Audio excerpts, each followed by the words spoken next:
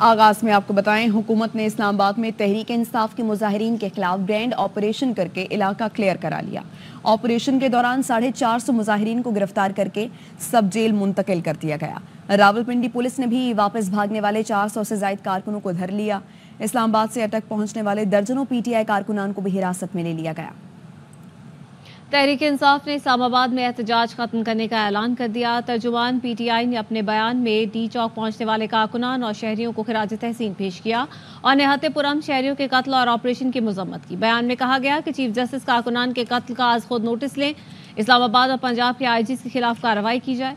तर्जुमान PTI ने यह दावा किया कि जहां बहक 8 कारकुनों के कवायफ आ चुके डी चौक पहुंचे थे, मगर लाशों के अंबार लगाने की इजाजत नहीं दे सकते। हुकूमती मंसूबे के पेश नजर पुरअमन एहतजाज को फिल वक्त मनसूख किया गया। बानी पीटीआई की हिदायत की रोशनी में आइंदा के लाहे अमल का ऐलान किया जाएगा।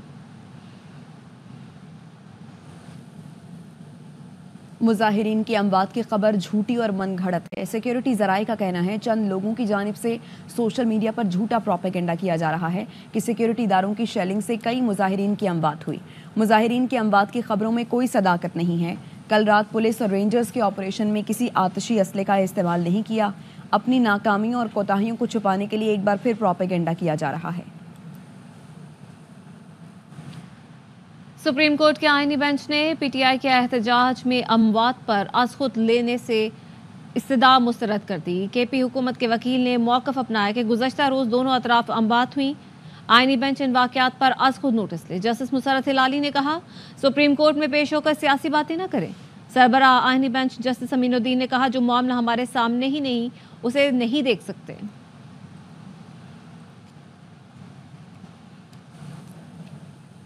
मॉडल टाउन के बाद सानेहा डी चौक भी जाली हुकूमत के माथे का झूमर बन गया। मुशीर इत्तलात केपी बैरिस्टर सैफ कहते हैं, जाली और जालिम हुकूमत ने जुल्म व बर्बरियत की एक और दास्तान रकम की।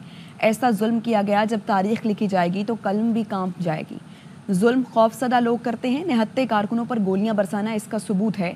जाली हुकूमत जुल्म करके हार गई और पीटीआई जुल्म बर्दाश्त करके जीत गई। इस पर सेनेट और कौमी असम्बली का इजलास फौरी तौर पर बुलाना चाहिए। हम खैबर पख्तूनख्वा असम्बली का इजलास भी बुला रहे हैं।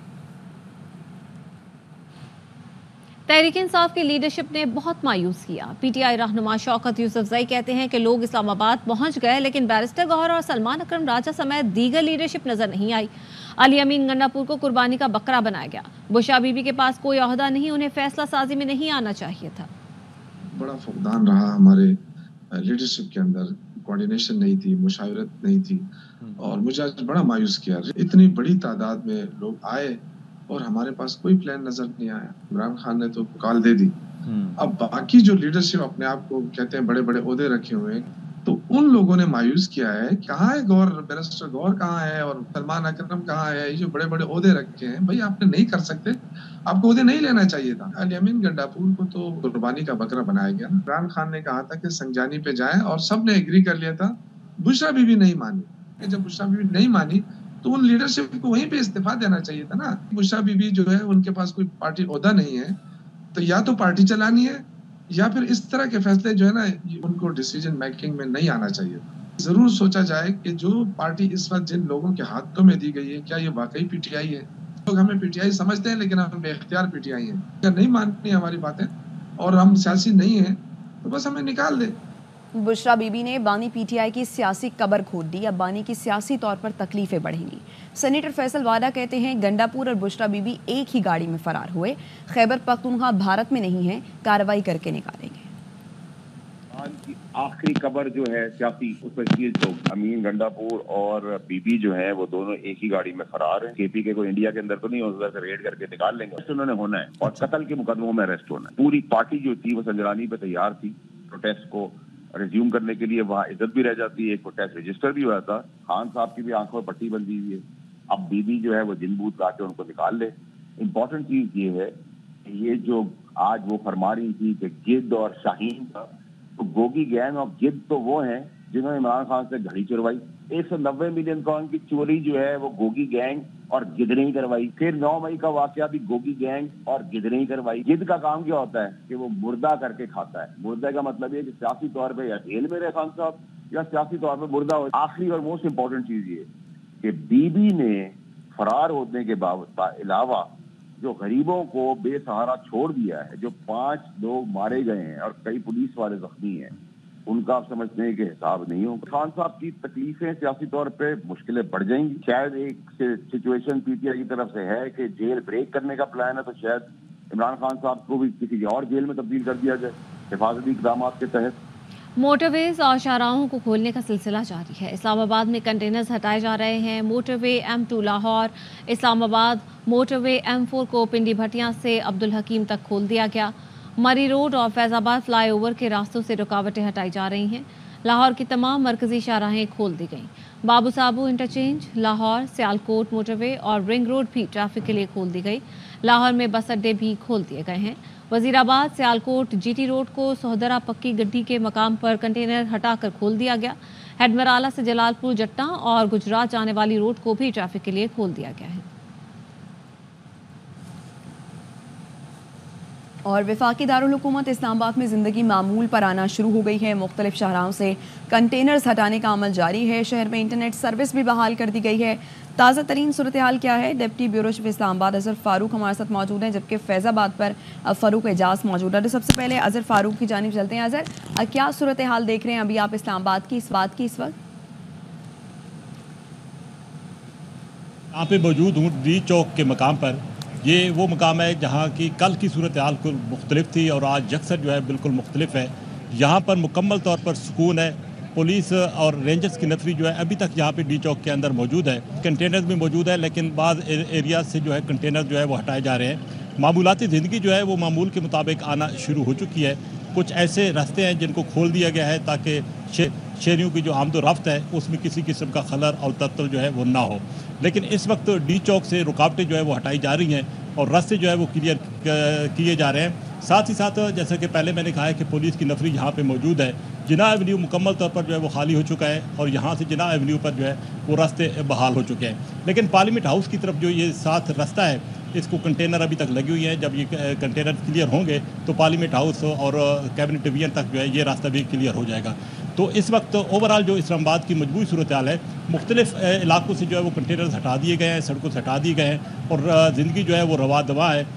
ट्रैफिक की आमदोरफ्त जो है वो बहाल हो चुकी है। बिलखसूस ये जो डी चौक है जो कि कल कुछ और मंजर पेश कर रहा था, आज से मुख्तलिफ है और यहाँ पर बिल्कुल जो है सुकून है। मामूल के मुताबिक जो है यहाँ पे दफातर भी खुल गए हैं, यहाँ पे जो रेस्टोरेंट्स हैं वो भी खुल गए हैं, तमाम मार्केटें भी खुल गई हैं और अब मामूल के मुताबिक यहाँ पे ज़िंदगी जो है वो चल रही है। ठीक है, मामूल के मुताबिक ज़िंदगी शुरू हो चुकी है। अजहर फारूक इस हवाले से हमें आगाह करे थे। फ़ारूक एजाज फैज़ाबाद में इस वक्त मौजूद हैं, उनसे जानेंगे। फ़ारूक बताएगा फैज़ाबाद की क्या सूरत हाल है? क्या कंटेनर्स यहाँ से हटा दिए गए हैं मुकम्मल तौर पर? जी बिल्कुल, फैज़ाबाद वो मुकाम है कि जब कोई भी एहतजाज हो तो उसको फौरी तौर पर बंद किया जाता है। इस वक्त फैज़ाबाद के मुकाम पर मौजूद हैं। एहतजाज ख़त्म होने के बाद अब फैज़ाबाद को मुकम्मल तौर पर ट्रैफ़िक के लिए खोल दिया गया है। हमारे अकब में आप देख सकते हैं कि ट्रैफ़िक मुकम्मल तौर पर रवां दवां है।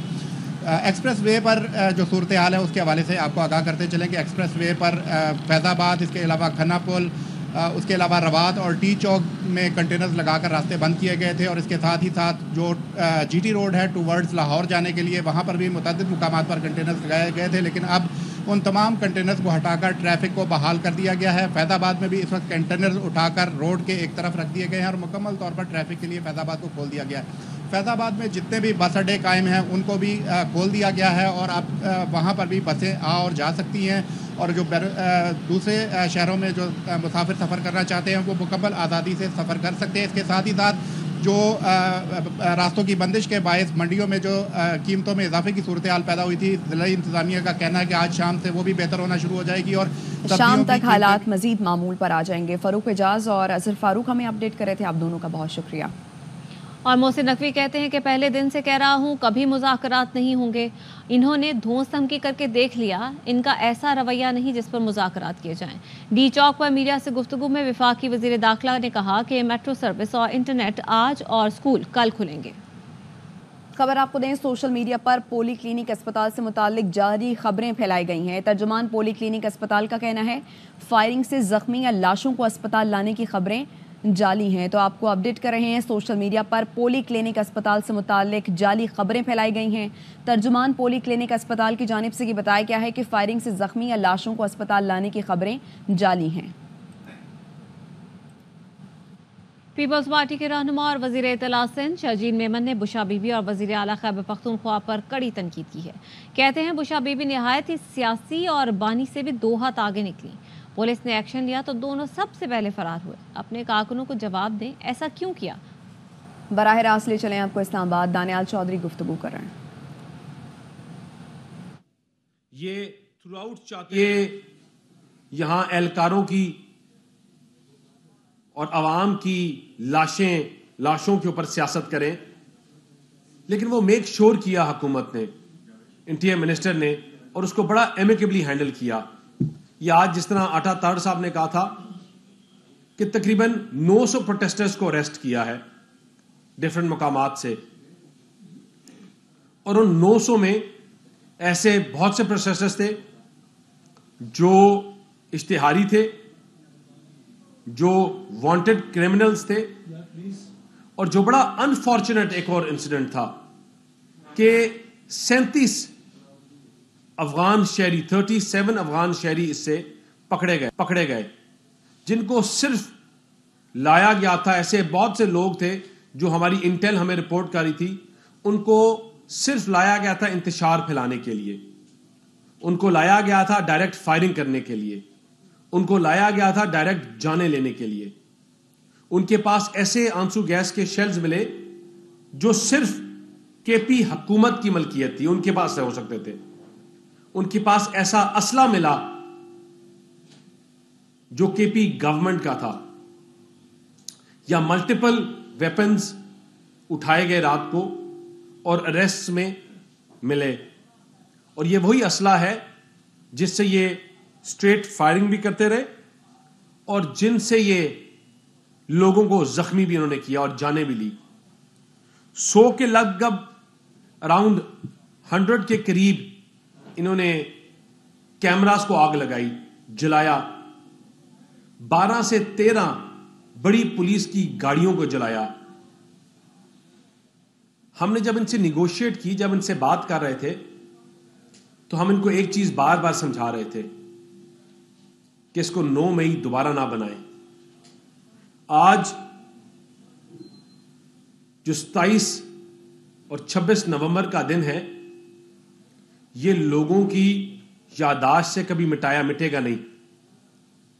ये उन लोगों की जिनके पुलिस ऑफिसर्स और लोगों की जानें ली गई हैं, जिस तरह सरकारी अमलात के ऊपर हमले किए गए हैं, जिस तरह टीवी ऑपरेटर्स के दफ्तरों में घुस के उनमें तोड़फोड़ की गई है, जिस तरह ये एक सोची साजी स्कीम के थ्रू आए थे कि हम पार्लियामेंट और उनके गिरदनवा बिल्डिंग्स के ऊपर हमला करें, और जो इन्होंने डैमेज किया पाकिस्तान को internationally, this will not be forgotten. आज पाकिस्तान के लिए इस टाइम पे सबसे जो बड़ा चैलेंज है। खालिद मकबूल सिद्दीकी इस वक्त हैदराबाद में तकरीब से खिताब कर रहे हैं।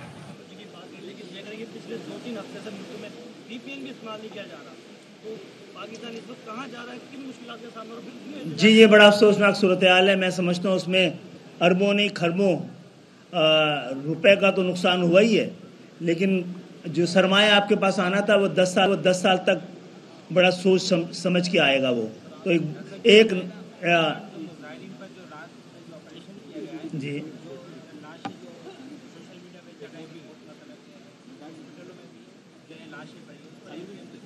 अब तक तो लाशों का हमें कोई ना गिनती मिली ना पता लगा है। अफवाहों के जरिए बात नहीं बढ़ सकती। खालिद भाई, आपने यूनिवर्सिटी बनाने की बात की है, वफाक में आपकी मांगे बहुत अच्छी है, लेकिन हुकूमत जो है वो आपकी मुखालफत में, तो आप समझते हैं आपके ये ख्वाब पूरा होगा? जी, बन गई है ना। किसी का ख्वाब था ना बनने का, तो खाक हुआ ना। इस शहर का ख्वाब था, इज्तिमाई था, किसी सियासी जमात।